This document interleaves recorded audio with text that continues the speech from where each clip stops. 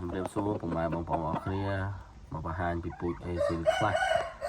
ហើយកុំឲ្យបងប្អូនថាបងលើដល់ឯងឃើញផុសអេស៊ីលបប៊ីបលនេះឥឡូវនេះវាបាន27 28ហើយដូររោមនេះដល់30ហើយនេះហ៎តែវាអត់តដូរទេអត់តដូររោមដូរអីទេនៅរោមរបស់វារោមទី1វាឡើយហើយនេះមេអេស៊ីលបប៊ីបលមកជាមក